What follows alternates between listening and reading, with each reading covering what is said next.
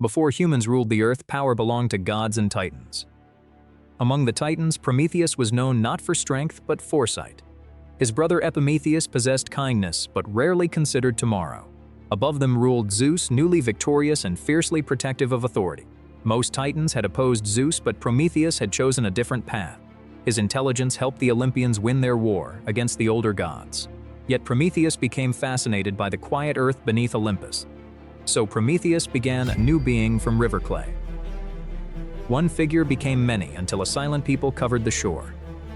Athena admired the work and breathed life into the waiting forms.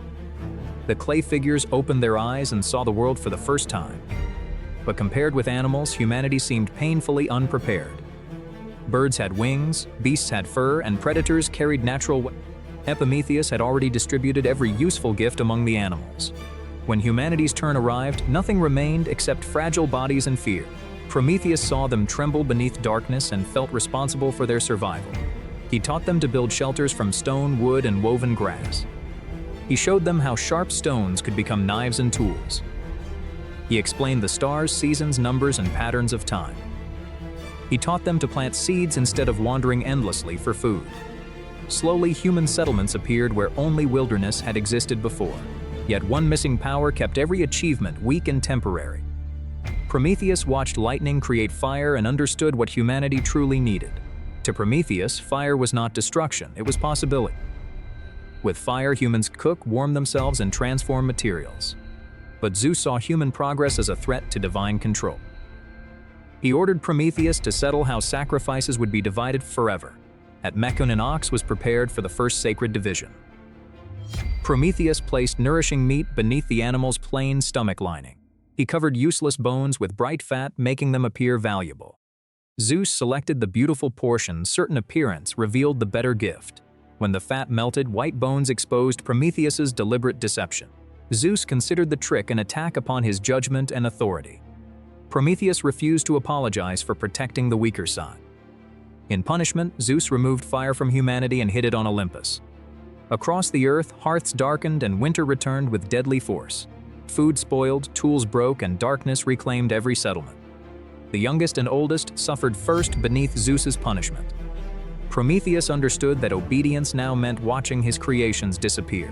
Epimetheus begged his brother not to challenge the king of gods. Prometheus replied that wisdom without courage was merely another form of surrender. He began observing Olympus, learning when guards changed and fires were unattended. The eternal flame burned inside the workshop of Hephaestus. Prometheus chose a hollow fennel stalk capable of hiding a glowing ember. At sunset, he climbed a path normally used only by gods. He moved between columns, fountains, and shadows without making a sound. The Olympians gathered for a feast, leaving the workshops nearly empty. Prometheus entered the forge where heat turned darkness orange. He pressed the stalk into the flame until its hidden core began glowing. Then he sealed the ember inside, concealing light beneath an ordinary plant. Footsteps approached before Prometheus could leave the forge. He remained motionless while Hephaestus inspected the eternal flame.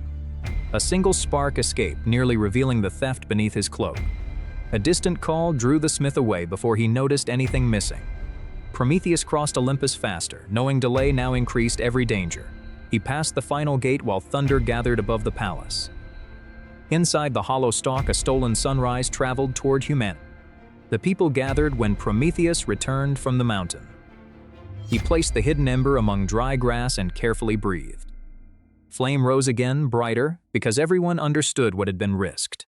One fire became 10, spreading beyond Zeus's reach. Food softened, became safer, and remained edible for longer journeys. Clay became pottery capable of storing water, grain, and medicine. Farms expanded because fire created blades, plows, and durable equipment. Night no longer ended work, learning music, or shared memory. Within years, human life began changing faster than Zeus expected. From Olympus, Zeus saw countless flames shining like rebellious stars. He immediately understood who had returned the forbidden gift. Zeus commanded Hephaestus to capture the Titan and prepare an eternal punishment. Prometheus did not resist when the gods arrived among the people. Before leaving, he reminded them that knowledge must be protected and shared. Far east, the gods chained Prometheus to a mountain above the clouds. Hephaestus obeyed reluctantly, binding wrists and ankles with divine metal. Zeus also demanded a prophecy concerning a threat to his future rule. Prometheus knew the answer but refused to surrender his final protection. Angered again, Zeus created a punishment that would repeat each day. Each morning, an eagle descended upon the helpless Titan. The torment destroyed his body, but immortality rebuilt it each night. By dawn, healing made him ready to suffer everything again. Years became centuries while seasons moved beneath the mountain. Yet from the cliff, Prometheus could see fire continuing to spread. Villages became cities and tools became machines of increasing complexity. Fire created medicine, glass, stronger homes, and safer journeys. But the gift also revealed humanity's ability to build or destroy. Prometheus had given possibility, not guaranteed wisdom. Zeus returned repeatedly, offering freedom in exchange for the prophecy. Each time, Prometheus refused to trade knowledge for personal relief. Ocean spirits visited him, bringing sympathy but no power to break the chains. A suffering traveler named Io once reached the mountain and heard his story. Prometheus predicted that one of her descendants would eventually free him. Kingdoms rose, disappeared, and became forgotten while the Titan remained. At last, the hero Hercules reached the distant Caucasus Mountains. He saw the eagle descending and understood the punishment immediately. Hercules raised his bow before the creature could begin another attack. One perfect arrow ended the eagle's endless return. Then Hercules climbed the cliff and tested the unbreakable chains. His strength shattered the bindings that ordinary weapons could never damage.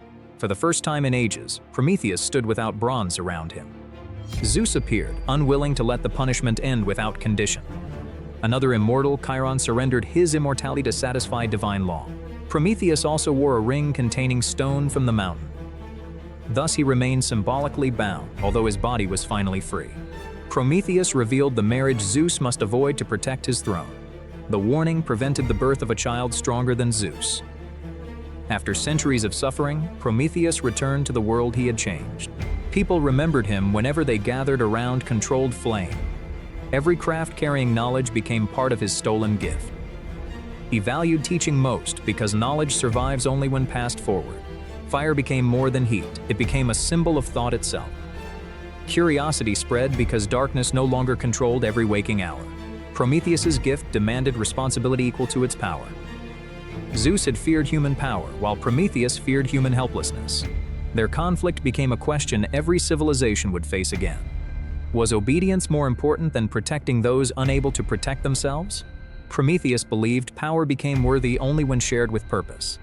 Generations preserved his story because invention always carries a price. His suffering transformed him from rebel into guardian of human possibility. The smallest hidden ember had changed the destiny of an entire species. Prometheus became. Could one song convince death to release a beloved soul? In ancient Thrace, music seemed woven through the morning air.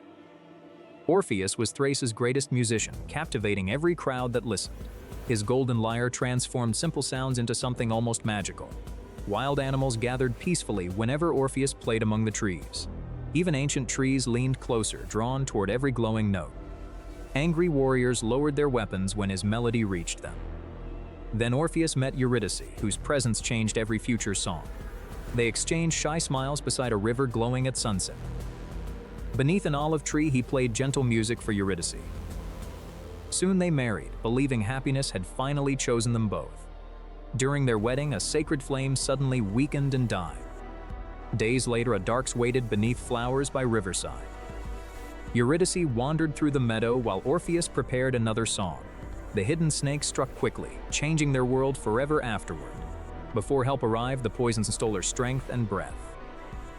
Orpheus found her too late, surrounded only by terrible silence. He called her name repeatedly, but no answer ever returned. That evening, Thrace mourned while Orpheus stood apart from everyone. For once, the famous musician could not touch his lyre. His grief became a decision no living person had attempted. If death took Eurydice, Orpheus would demand her safe return. He found a black cave descending toward the dead's kingdom. Every descending step left sunlight, birds' wind, and warmth behind. Below, countless pale shadows waited beside a cold black river. These dead souls had lost memory, touch, and ordinary Charon immediately recognized that Orpheus was still alive and breathing. The boatman blocked passage and ordered the living musician away. Instead of arguing, Orpheus raised his lyre and began playing. The melody softened Charon's hardened expression beside the dark fairy. Charon carried a living man across the Styx that night. The black river moved silently, reflecting neither stars nor sky. Cerberus, the three-headed guardian, waited beyond the opposite river shore. Three snarling mouths surrounded Orpheus as he approached the gate. He played a lullaby, slower than a sleeping heart's rhythm. One by one, Cerberus' three heads lowered into peaceful sleep. Orpheus entered halls where every footstep returned as distant whispers. The Furies appeared, punishing guilty souls without mercy or Orpheus changed the song, filling it with regret, not fear. Even the Furies lowered their weapons and wept quietly together. At last, Orpheus faced Hades and the compassionate queen Persephone. Hades demanded why this living man entered his eternal kingdom.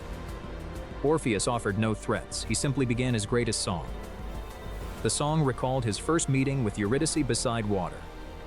It carried their wedding, laughter, and every peaceful morning together. Then his melody revealed the unbearable pain of losing her. Every soul fell silent and no shadow dared look away. Even Hades remembered every dead soul had once been loved. Persephone gently asked Hades to grant the grieving musician mercy. Hades agreed, but announced one unbreakable condition for their return. Eurydice would follow Orpheus upward toward the living world again. He must not look backward before both reached open sunlight. Behind him, Eurydice quietly emerged from the underworld's dark shadows. Orpheus climbed onward, unable to see the wife behind him. He heard faint footsteps, yet never dared to turn around. Eurydice followed silently, because dead souls were forbidden from speaking. Without her voice, certainty slowly surrendered to dangerous thoughts within. The underworld whispered that Hades had deceived the desperate musician. Eurydice stumbled behind him, releasing one frightened breath into darkness. His every instinct urged Orpheus to turn and help her immediately. Instead, he continued trusting Hades' promise above his growing fear. The spiral staircase seemed endless through the cold stone darkness.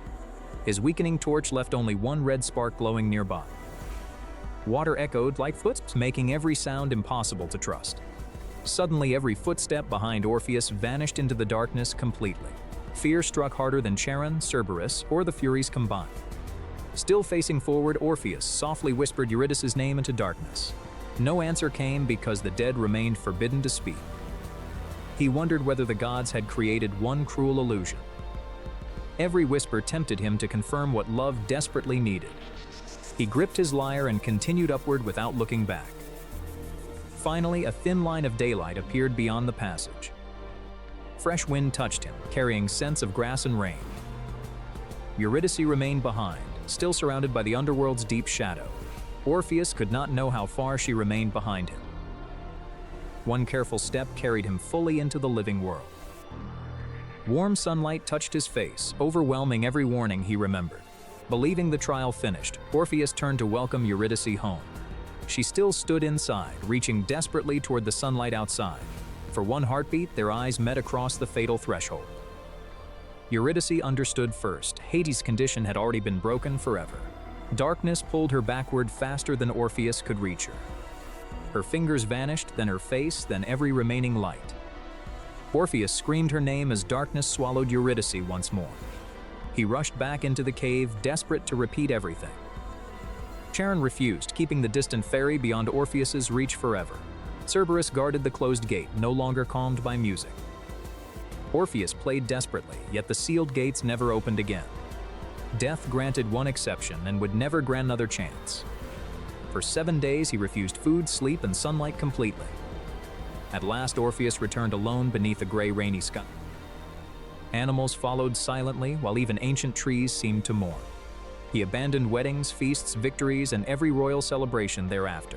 Orpheus wandered Thrace, carrying one unbearable memory wherever he traveled. Every river reminded him where their love had first begun. Each sorrowful melody returned to the moment he looked backward. The hills repeated his sorrow across the entire silent land. He refused new love, remaining forever faithful to Eurydice alone. One night, a wild festival surrounded him within the forest. Revelers demanded joyful music, but Orpheus refused to pretend happiness. His refusal angered people who could not understand his grief. At first, thrown stones fell harmlessly beside his glowing music. Then drums and shouting overwhelmed the lyre's protective melody completely. When music vanished beneath noise, the lonely singer finally fell. His golden lyre floated gently downriver beneath the moonlight alone. The current carried his final music toward unseen distant shores. Death no longer frightened Orpheus as his soul descended peacefully. Beyond the gates, Eurydice waited where no condition divided them. This time, Orpheus reached her without fear, doubt, or hesitation. Together they walked, and he could finally watch her freely. The gods raised his golden lyre among the eternal stars. People found its shape above Greece and remembered their story. Their tragedy endured because love required trust during impossible darkness. Love carried Orpheus into death, but never controlled death's laws. Music softened monsters, judges, and kings, but never erased consequence. Generations repeated their story whenever love, grief, and trust collided. The lyre bridged two worlds, but could not remove choice. Its warning remains: near the end, doubt becomes most dangerous. Orpheus nearly defeated death, then lost everything through human doubt. Every faithful love song still carries Orpheus toward the light. Before Hercules became a legend, the gods had already chosen his suffering. Hera hated the child because he carried the blood of Zeus. While he slept, two serpents crawled silently toward his cradle. Even as a baby, Hercules defeated them with impossible strength. As a man, Hercules became famous for courage and overwhelming power. Then Hera clouded his mind and turned his strength against everything he loved. When the madness ended, he discovered a tragedy he could never undo. Desperate for forgiveness, he traveled to Delphi and begged for guidance. The oracle ordered him to serve King Eurystheus and complete impossible labors. The first labor led Hercules toward a lion no weapon could pierce. The Nemean lion had skin harder than bronze and claws like none. His arrows struck perfectly, then fell uselessly onto the stone. He blocked one entrance, forcing the creature toward a single escape. Inside the darkness, Hercules abandoned weapons and trusted his own strength. After a brutal struggle, the lion finally stopped moving. Only the lion's own claw could cut through its legendary skin. Hercules wore the hide, carrying his first victory into every future battle. The second labor waited inside the poisoned swamps of Lerna. The Hydra possessed many heads, and one could never die. Each severed head returned as two, turning victory into multiplication. His companion Iolaus noticed that fire could seal each wounded neck. Hercules cut and Iolaus burned, stopping the heads from returning. Hera sent a giant crab, hoping chaos would break their rhythm. Hercules removed the distraction without abandoning the true danger. He buried the immortal head beneath stone where it could never escape. The third labor demanded a creature sacred to Artemis. He followed the Cyrenian hind for an entire year. Seasons changed, but Hercules refused to injure the sacred animal. Patience became more important than speed or strength. At last he captured without causing serious harm. Artemis appeared, furious that a mortal had touched her creature. Hercules explained the labor and promised the hind would return safely. The goddess accepted his honesty and permitted the journey. The fourth labor sent Hercules after the savage Erymanthian boar. He followed the beast into mountains buried beneath winter snow. Instead of attacking directly, he frightened it toward deeper snow. The heavy animal lost speed as the snow trapped its legs. Hercules used the terrain, then secured the exhausted beast with rope. He carried the enormous boar back as if it were simple luggage. Eurystheus panicked and hid inside a bronze storage jar. For once, the labor ended with fear belonging to the king. The fifth labor seemed less heroic, but far more impossible. King August demanded that decades of filth disappear before sunset. Hercules refused to clean by hand and studied the surrounding land. He opened channels connecting two powerful rivers to the building. Water thundered through the stables and carried the filth away. Before sunset, the impossible task had become a lesson in engineering. Jace broke his promise, proving clever work does not guarantee fair reward. Hercules left knowing some victories reveal character more than strength. The sixth labor led toward a lake ruled by deadly birds. The Stymphalian birds launched metal feathers like flying blades. Even Hercules could not reach enemies that refused to land. Athena gave him bronze clappers forged to create unbearable noise. The violent sound forced every hidden bird into the open sky. Once visible, the flock lost the safety of surprise. The survivors fled the region and never dominated the lake again. The labor proved that the right tool can defeat unreachable danger. The seventh labor sent Hercules to capture the raging Cretan bull. The bull was sacred and uncontrollable after divine punishment. He tracked it through fields marked by shattered stone and broken trees. Hercules faced the charge without spear, sword, or shield. He seized both horns while the creature drove him across the earth. Using balance instead of rage, he forced the bull to kneel. He transported the living animal across the sea to Eurystheus. Released afterward, the bull escaped and created another future legend. The eighth labor concerned the flesh-eating mares of King Diomedes. These horses had been trained to hunger for violence. Hercules broke into the stable and cut the heavy chains. Diomedes attacked before the mares could be moved to safety.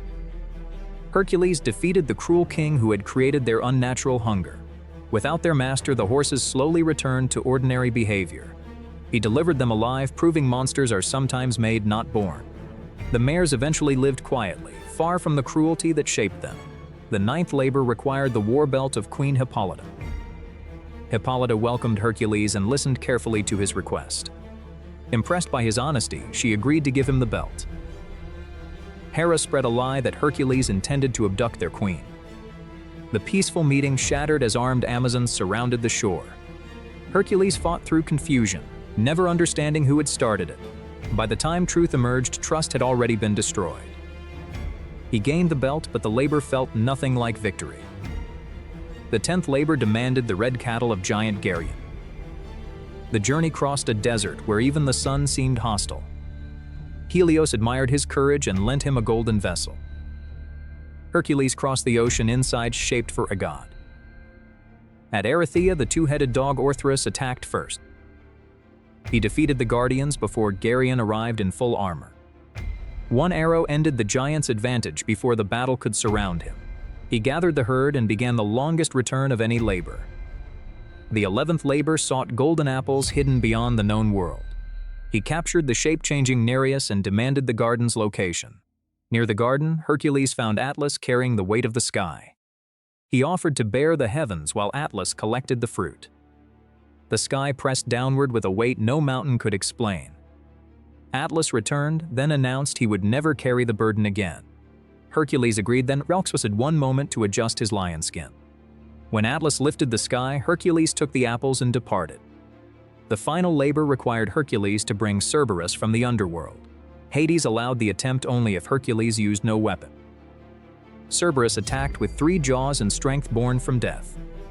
Hercules protected himself with the lion skin and closed both arms. He refused to release the grip until every head stopped fighting. For the first time, the Guardian of Death entered the living world. Eurystheus hid in terror and ordered the creature returned immediately. Hercules returned Cerberus unharmed, completing the final labor with restraint. After 12 labors, Hercules had survived monsters, kings, gods, and himself. Each labor demanded a different answer, not simply greater strength. Some required force, while others demanded patience, tools, honesty, or cleverness. The tasks could not erase his past, but they changed his future. He began using strength to protect lives rather than prove superiority. He taught others that power without control creates new monsters. Even Hera could no longer deny what suffering had forced him to become. Yet the memory of his tragedy remained beside every victory. Forgiveness did not mean forgetting. It meant choosing what came next. After death, the gods placed Hercules among the stars. The labors endured because every impossible problem demanded a new kind of courage. His greatest enemy was never giant or god. It was the part of himself that strength alone could never defeat. Hercules became legendary. Before Jason became a hero, one prophecy placed an entire kingdom in fear. King Peleus was warned to fear a man wearing only one sandal. To protect the child, Jason was hidden far from the royal court. He was raised by Chiron, who taught healing, courage, and disciplined strength. When he learned the truth, Jason decided to reclaim his stolen inheritance. On the road, he found an old woman unable to cross a raging river. Jason lifted her onto his back and carried her through the current. The river stole one sandal, but the stranger revealed no concern. She was Hera in disguise, testing whether Jason valued kindness over comfort. Because he helped without reward, the goddess promised to watch his journey. Jason entered Iolcus exactly as the prophecy had described. When Peleus saw the missing sandal, old fear returned immediately. Jason demanded the throne that Peleus had taken from his family. Peleus agreed only if Jason completed a quest designed to kill him. He ordered Jason to bring back the legendary Golden Fleece from Colchis. Instead of refusing, Jason accepted and began gathering the greatest crew alive. A master builder named Argus designed a vessel larger than any local ship. Oak, pine, rope, bronze, and months of labor became the Argo.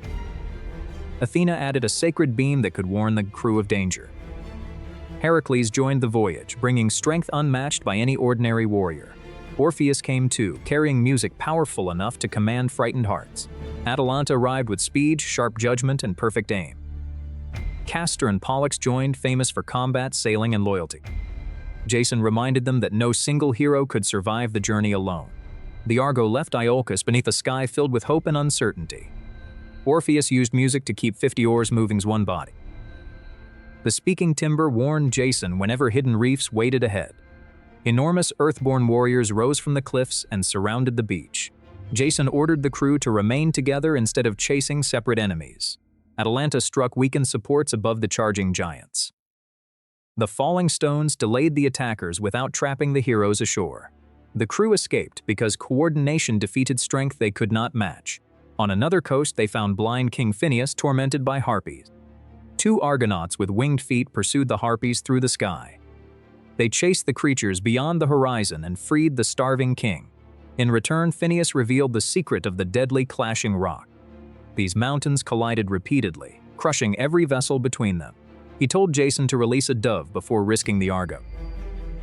Soon, the Argonauts heard stone crashing like thunder across the water. Jason released the dove and watched it fly through the closing passage. The rocks clipped one tail feather, proving the passage could be crossed. Jason waited for the rocks to separate, then ordered every oar forward. The Argo entered while the mountains started closing behind the bow. Orpheus drove the rowers with a rhythm faster than fear. At the final moment, Athena gave the ship one divine push. The rocks struck behind them, taking only a piece of the stern. Beyond the passage, Colchis finally appeared beside a broad eastern river. King Aeetes welcomed the strangers with suspicion rather than hospitality. Jason openly requested the fleece and offered honorable service in return. Aeetes agreed only if Jason completed tasks no ordinary man could survive. First, Jason had to yoke 2 bulls whose breath burned like furnaces. Then he must plow a field and sow it with a dragon's teeth. Aeetes' daughter Medea watched Jason accept the impossible challenge. That night, she met Jason away from her father's guards. Medea offered an ointment that could protect skin from fire and bronze. In return, she demanded his loyalty and protection if they escaped. Jason swore before the gods that he would not abandon her. She also revealed how to defeat the warriors born from dragon teeth. He covered his body and equipment with Medea's protective mixture. The gates opened and the bronze-hoofed bulls rushed toward him. Flames crossed the field, but the magic prevented them from consuming him. He seized one horn and forced the animal's head away. Before it recovered, he fastened the first bull to the yoke. The second attacked through smoke, striking with greater speed. Jason stepped aside and used its momentum to tighten the rope. He drove them across the field as flames rolled over the soil. Then Jason scattered the dragon's teeth into every newly opened furrow. The ground trembled as helmets, spears, and armored bodies pushed upward. Remembering Medea's instructions, Jason threw one stone among them. The newborn army turned upon itself instead of attacking Jason. When the dust cleared, Jason remained standing alone. Aeetes had promised the fleece, but victory only deepened his anger. He secretly planned to destroy the Argo and kill its entire crew. Medea overheard the order and understood there was no safe return. She fled the palace and warned Jason before the attack began. Together, they entered the sacred grove where the golden fleece waited. The fleece shone from an oak tree like captured sunlight. A colossal dragon surrounded the tree, awake and watching every direction. She mixed herbs whose scent could soften even a monster's mind. Medea sang an ancient spell and spread the potion through the air. The dragon fought sleep, but its endless vigilance finally weakened. When its eyes closed, Jason moved beneath the coils. He lifted the golden fleece and the entire grove turned gold. The dragon began waking before they reached the forest edge. At the river, the Argonauts had already prepared for a desperate escape. Jason brought the fleece aboard while Medea left her homeland behind. The Argo raced downstream while Colchis awakened in fury. Aeetes launched his fastest ships and ordered the fugitives captured. Medea guided the crew through channels unknown to foreign sailors. She led them into a hidden channel concealed by tall reeds. The pursuing fleet followed the wider current and lost precious time. By sunrise, the Argo reached open water with Colchis behind them. But the gods did not allow the stolen treasure an easy voyage home. The speaking beam warned that anger and broken trust followed the ship. Jason now carried victory, responsibility, and a promise that could not be ignored. Orpheus steadied the crew when thunder and fear shattered their rhythm. Atalanta secured the damaged sail before the wind could tear it away. Castor and Pollux pulled a sailor back before the sea claimed him. Again, survival depended on many strengths working together. After countless dangers, the mountains of Iolcus finally appeared. Jason stood at the bow holding proof that Peleus had failed. Inside the palace, Peleus learned that the impossible hero had returned alive. The people filled the streets as the fleece shone above the crowd. Peleus saw that sending Jason away had only made the prophecy stronger. Jason demanded that Peleus honor the agreement and return the throne. But Peleus refused, proving that cowardly promises survive only while convenient. The kingdom now had to choose between the ruler and the rightful heir. Jason had returned with heroes, divine favor, and a legend nobody could deny. The fleece became proof that impossible tasks could be divided and conquered. No single person had completed the quest, although one name led it. Jason's greatest achievement was gathering people whose strengths covered his weaknesses. The Argo succeeded because cooperation became stronger than individual glory. A missing sandal began the journey, but character determined where it ended. Hera supported Jason because his first heroic act contained no audience. Medea paid the highest price, leaving family and homeland for her promise. The fleece carried glory but also debts that victory could not erase. Generations remembered the Argonauts as the first great fellowship of heroes. Even the heavens seemed to preserve the ship that crossed forbidden waters. Jason won the Golden Fleece through courage, help, strategy. After Troy, Odysseus thought warfare's greatest danger had ended. But his voyage home became deadlier than war itself. His exhausted crew survived storm, hunger, and starless seas. Then they found an island without roads or voices. Goats roamed freely, promising food to the starving sailor. Odysseus noticed smoke, proving something powerful lived somewhere nearby. He chose 12 men while others guarded the ships. They climbed inland carrying weapons, supplies, and precious wine. Soon, enormous footprints appeared beside their tiny human tracks. The tracks led toward a cave swallowing temple-sized darkness. Several men urged retreat, but Odysseus remained dangerously curious. Inside, everything was built for hands larger than theirs. Massive shelves overflowed with cheese, milk, and stored food. The crew begged Odysseus to steal supplies and escape. He refused, expecting the owner to offer proper hospitality. At sunset, heavy footsteps shook dust from the ceiling. Polyphemus entered, one-eyed and stronger than many men combined. Sailors hid while the monster drove his flock inside. He sealed the entrance with an impossibly massive boulder. Firelight exposed the strangers, narrowing his single eye suspiciously. Odysseus invoked sacred hospitality and introduced them as travelers. Polyphemus laughed, fearing neither gods nor mortal customs ever. Then he asked where their ship waited along shore. Odysseus recognized the trap before answering that dangerous question. He claimed their vessel had shattered against island rocks. Polyphemus seized 2 sailors and killed them with ease. Afterward, he slept while survivors struggled against overwhelming panic. Odysseus considered attacking the sleeping giant with his sword. Then he realized death would trap them behind stone. They needed Polyphemus alive, blinded, confused, and opening exits. At dawn, Polyphemus moved the boulder and released sheep. The Greeks rushward, but his arm blocked escape. He touched each sheep before sealing the cave again.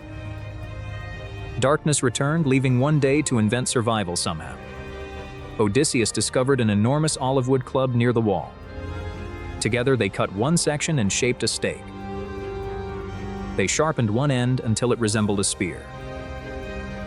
Then fire hardened the point against breaking or splintering. They hid the weapon beneath filthy straw and dung. 4 sailors were chosen, though everyone shared equal danger. Next, Odysseus prepared concentrated wine, his strongest hidden weapon.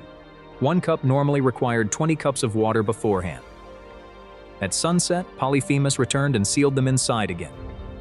Before more violence, Odysseus offered the Cyclops mysterious wine. The flavor delighted him, and he demanded another bowl. Odysseus served repeatedly, hiding fear behind obedient movements carefully. Soon the giant staggered, and his eyelid became heavy. Before sleeping, Polyphemus demanded the stranger's real personal name. "My name is Nobody," Odysseus said, fooling the Cyclops.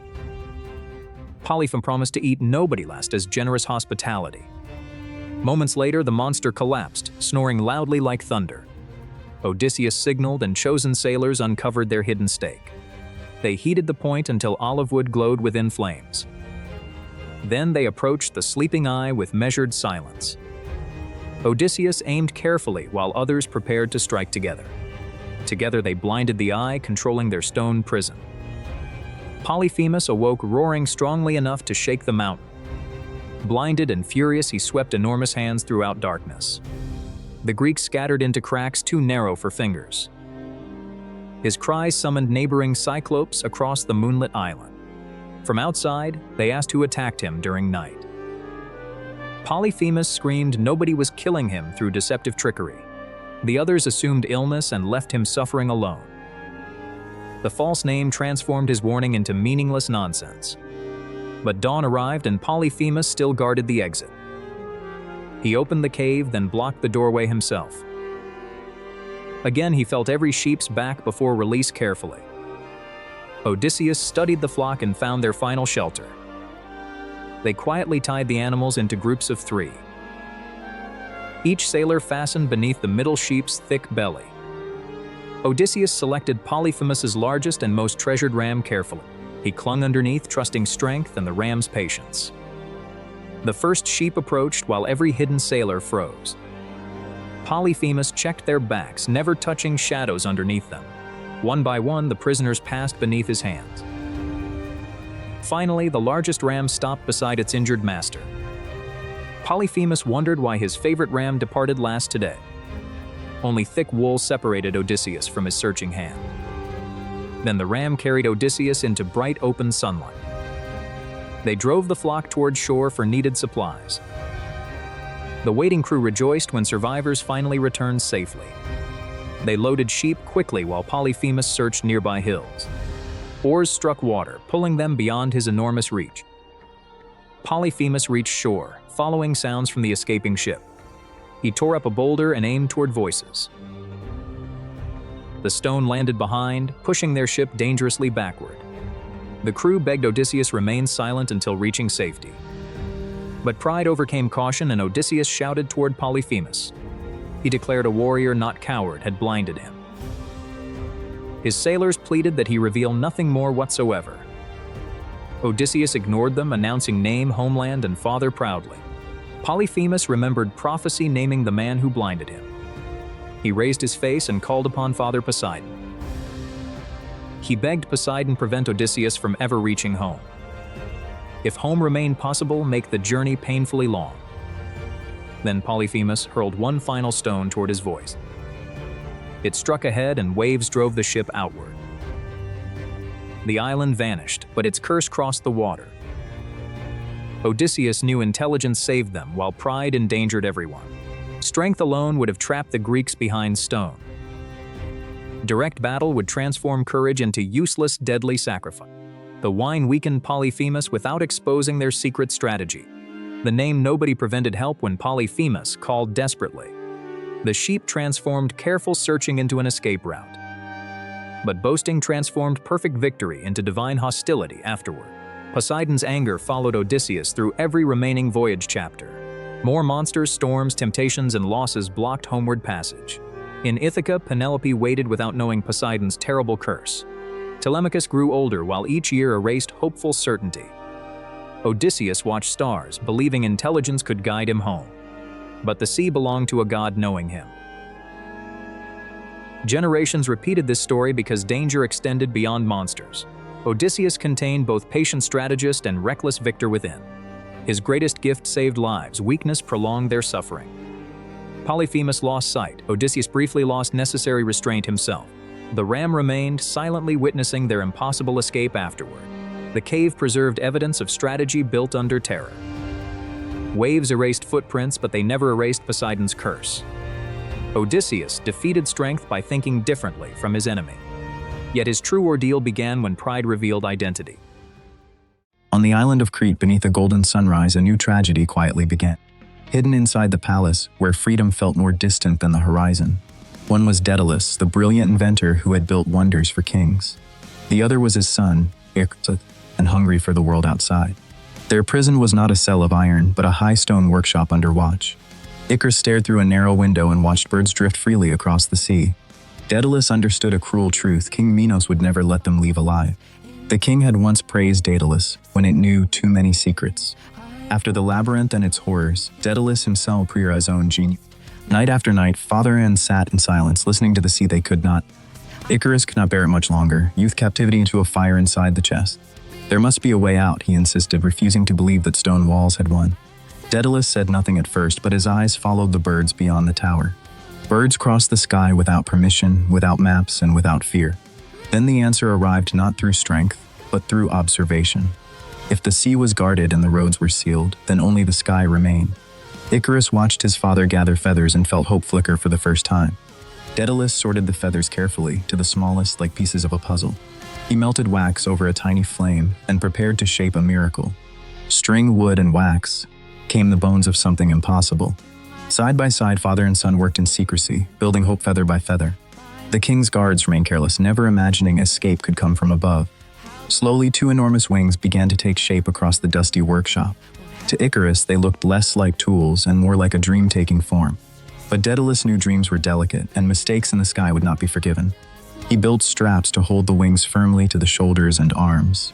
Icarus laughed as he tried one wing, already imagining the world below him. Daedalus warned him not to play, because the sky punishes carelessness more cruelly than earth. Long after midnight, while Crete slept, the wings grew closer to completion. At dawn, two pairs of wings stood ready against the wall like captured pieces of heaven. Icarus stared at them in disbelief, as if freedom itself had entered the room. Daedalus moved carefully, treating each strap and knot like a lifeline. He taught Icarus how to move his arms slowly, steadily, and with balance. Icarus copied every motion, though excitement made patience difficult.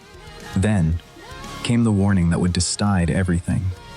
"Do not fly too low," Daedalus said, "or the sea will soak your wings. And do not fly too high, or the sun will melt the wax. Follow me, stay in the middle, and trust the path I choose." Icarus nodded, but inside him, wonder was already louder than caution. At first light, they climbed to the highest edge of the tower. The world stretched below them, cliffs, waves, and a kingdom that believed them trapped. Daedalus tightened every strap on his son's wings with trembling hands. Icarus smiled, fearless in the way only the young can be. Daedalus stepped into the air first, and for one breath the world held still. Then the wings held, and he glided above the sea like a living bird. Icarus leaped after him, heart-pounding, leaving prison behind in a single bound. For a terrifying moment he dropped, then the wings caught the wind. Suddenly, father and son were flying together above the shining sea. Far below, the palace guards looked up in disbelief and shouted in panic. Even King Minos could only stare as his prisoners escaped the impossible way. The sky opened around them, vast, clean, and freedom tasted brighter than sunlight. Icarus laughed in pure joy, overwhelmed by the thrill of flight. Daedalus flew ahead, but kept turning to check on his son. Beneath them, fish flashed in the water like silver sparks. Seabirds wheeled around them, as if puzzled by these strange feathered men. The more Icarus flew, the more confident he became. His father signaled for him to stay close and keep to the middle sky. Icarus nodded again, but the temptation of height had already begun. Above him, the sunlight looked warm, endless, and inviting. It no longer felt like danger. It felt like destiny. He pulled his wings harder and began to rise. Daedalus saw him climbing and called out in sudden fear. But Icarus only smiled and climbed higher, drunk on wonder. Soon clouds drifted between them, and distance turned guidance into echoes. Above the clouds, the world felt unreal, as if he had entered a dream.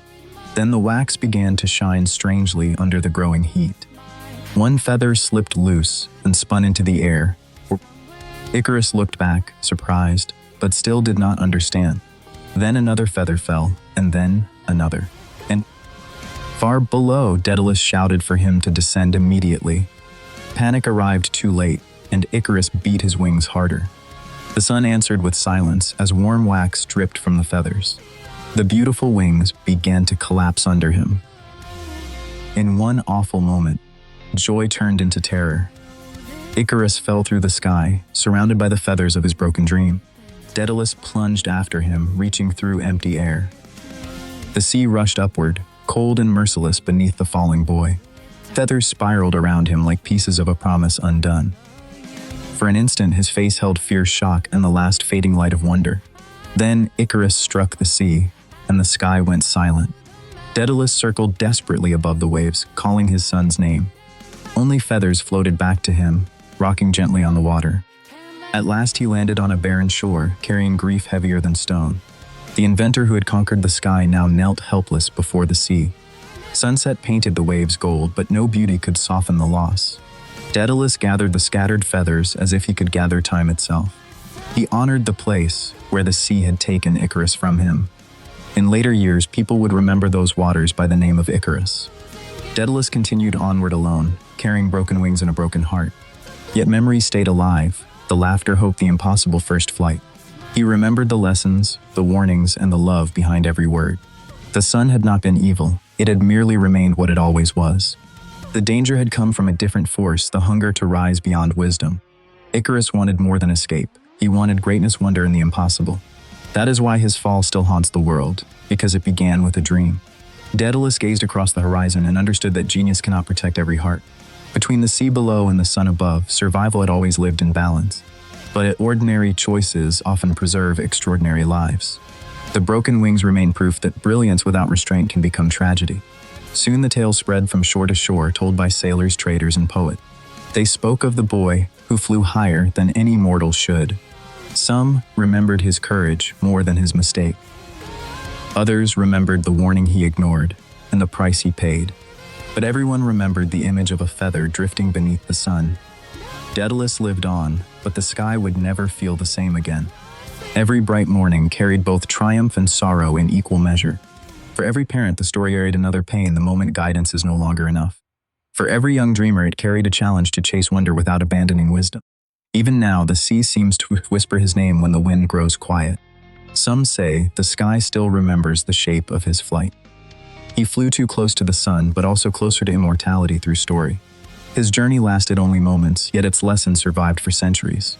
A single feather can lift a dream, or mark where one was lost. Daedalus released one feather to the wind as if letting his son fly once more. It rose briefly above the water, dancing in the fading light. In that quiet hour, grief and beauty shared the same horizon. The myth endures because every human heart knows the temptation to go too far. It also reminds us that wisdom is not weakness, it is the art of returning alive. Icarus fell, yet his name rose higher than kings, prisons, or fear. And so the boy who flew too close to the sea became a warning and a legend forever. Long before legends, prophecy terrified ancient Argos completely. King Acrisius learned his grandson would someday kill him. To escape fate, he imprisoned him inside a tower. Soon, Danae held Perseus and became panicked. Acrisius avoided murder, choosing the cold, dangerous sea instead. Danae and Perseus drifted inside darkness through violent waves. For days, the ocean carried them beyond familiar maps. Fisherman Dictys discovered their chest beside Seriphos at sunrise.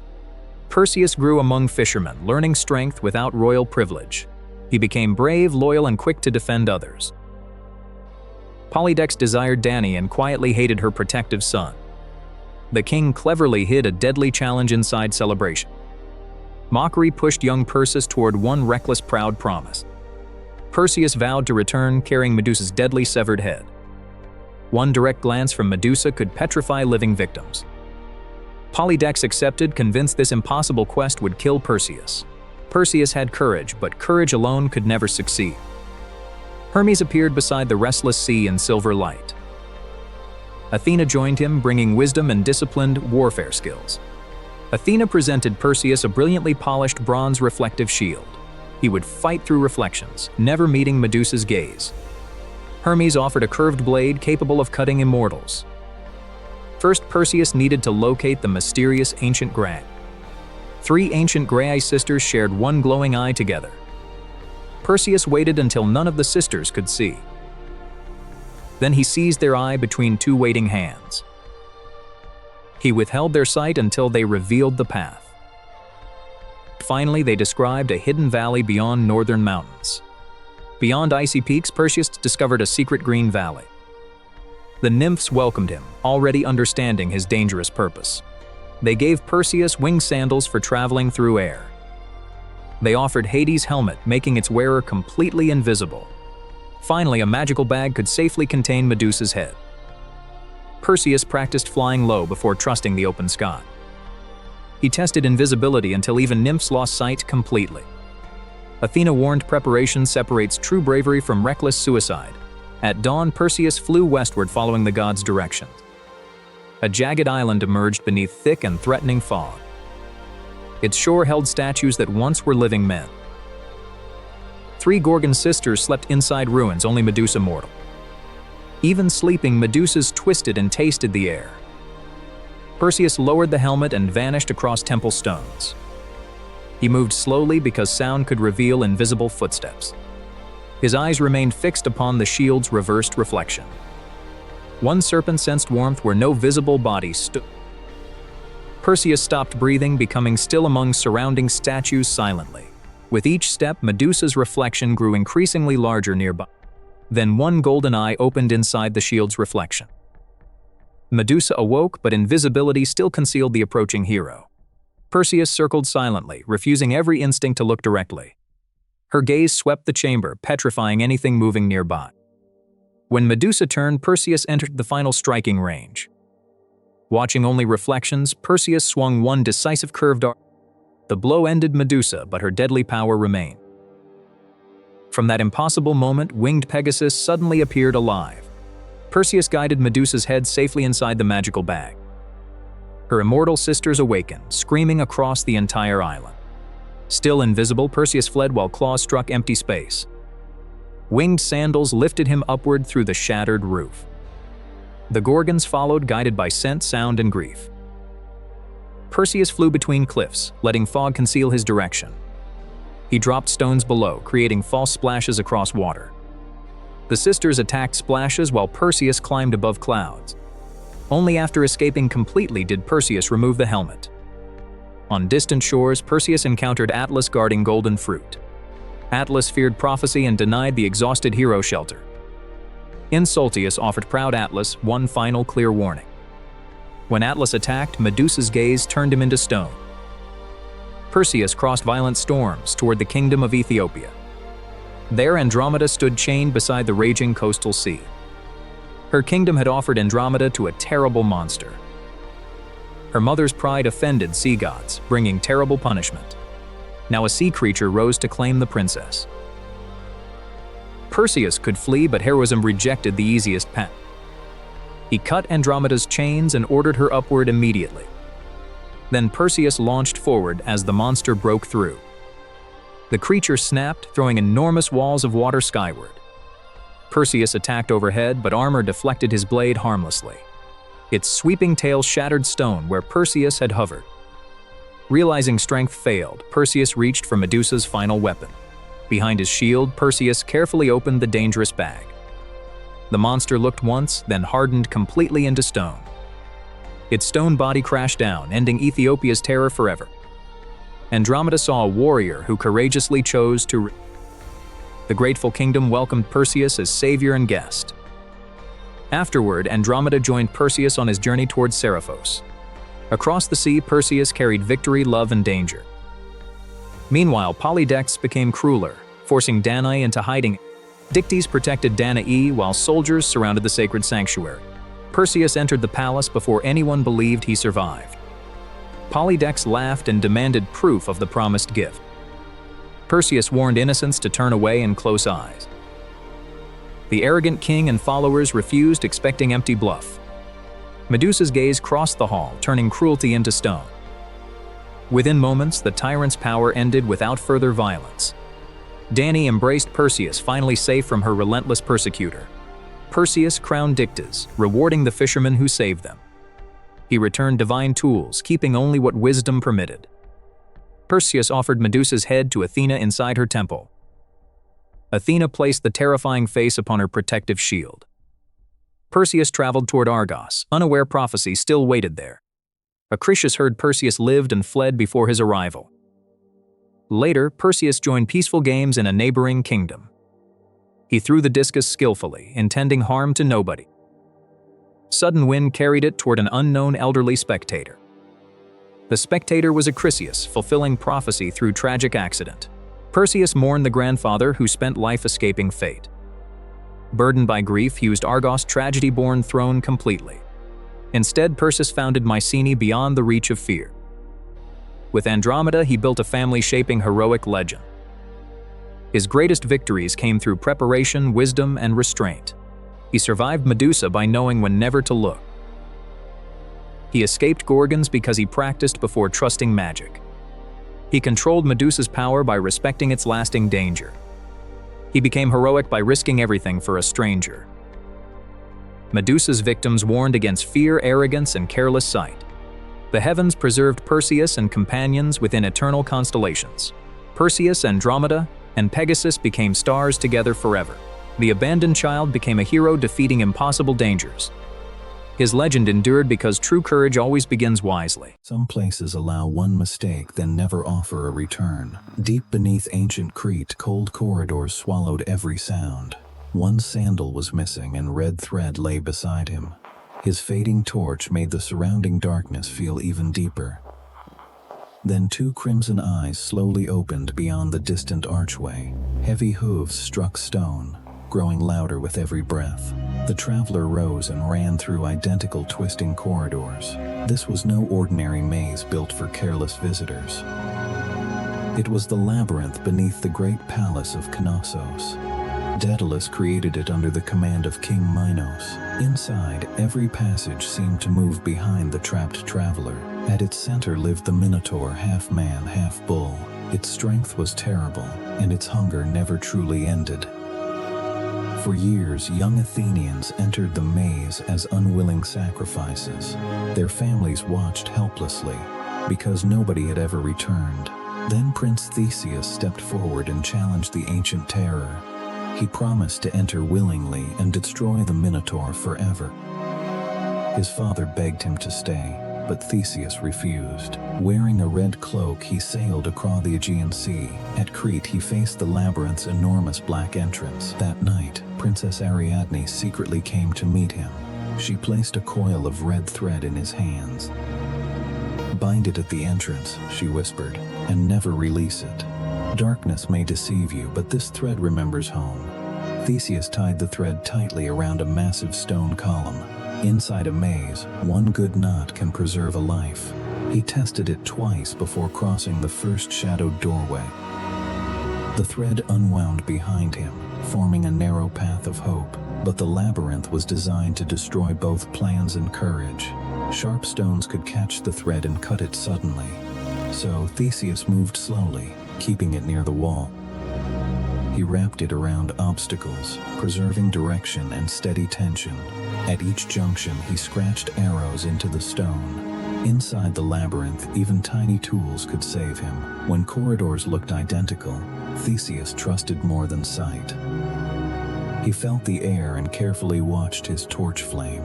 A leaning flame revealed drafts moving through hidden openings.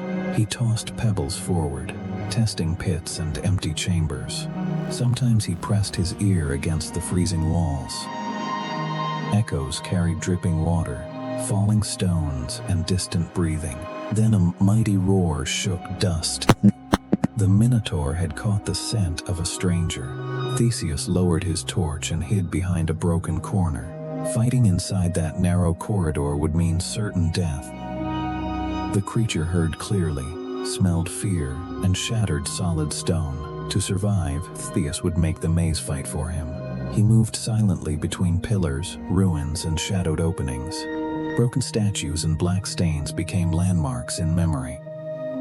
When his torch weakened, he replaced the burning cloth. He drank carefully, saving water and strength for later. Panic made lost people run until their light vanished. Theseus slowed his breathing and kept his thoughts steady. An unusual draft led toward a chamber with many openings. Fresh air strengthened the flame and cleared his breathing. One sealed passage weakened both the fire and his chest. Theseus avoided it and followed the cleaner current downward. There he discovered an underground stream beneath low stone. Water might lead outside or deeper into a grave. He studied its direction before crossing an ancient wooden ladder. Every cracked stone was tested carefully with his spear. A hidden floor collapsed into darkness directly before him. Because he tested first, Theseus remained safely above the pit. Across the stream, heavy hoofprints covered the dusty ground. Animal smells and scratched walls revealed the Minotaur's territory. Theseus dimmed his torch and drew his bronze sword. In its reflection, two red eyes watched from behind. He refused to attack because surprise remained his greatest weapon. Instead, he threw a stone into the opposite passage. The sharp echo immediately drew the Minotaur away. Theseus slipped behind it and hurried through another corridor, but the monster turned and smashed through the separating wall. Stone exploded outward as its roar shook everything nearby. Theseus used pillars as shields and ran in zigzags. Whenever it accelerated, he changed direction at the final moment. One horn passed close enough to tear his cloak. The creature slipped and crashed violently into a stone column. Theseus recognized the weakness inside its enormous strength. Anger made the Minotaur powerful, but also dangerously predictable. On the dusty floor, Theseus mapped the nearby passages. He selected a narrow route beside a cracked supporting pillar. Then he entered the firelight, displaying his torn red cloak. The Minotaur bellowed and charged directly toward the prince. Theseus ran through a doorway and around the damaged column. He stayed visible, yet always beyond the creature's reach. At the last second, Theseus rolled across the floor. The Minotaur's horns buried deeply inside the weakened pillar. Theseus wrapped an old iron chain around the support. He pulled hard, then cut through the rusted fastener. A massive collapse separated him from the furious monster. Yet the Minotaur broke through and the chase continued. Theseus crossed a deep gap using a hanging chain. He tested every link and carefully balanced his weight. Below, the Minotaur found another path through the darkness. He squeezed through a tunnel covered with ancient spider webs. Strong wind touched his cloak, promising open space ahead, but the opening led directly into the labyrinth's center. An ancient hall rose there, surrounded by towering pillars. Behind him, the Minotaur shattered rubble and entered. The final battle began beneath carvings of forgotten monsters. Theseus kept a pillar between himself and the horns. The creature circled wildly, searching for a clear attack. Suddenly it changed direction, and Theseus lost his footing. His sword flew away as claws struck the floor. He rolled beneath the attack and recovered his weapon. Then Theseus climbed higher and waited for one final charge.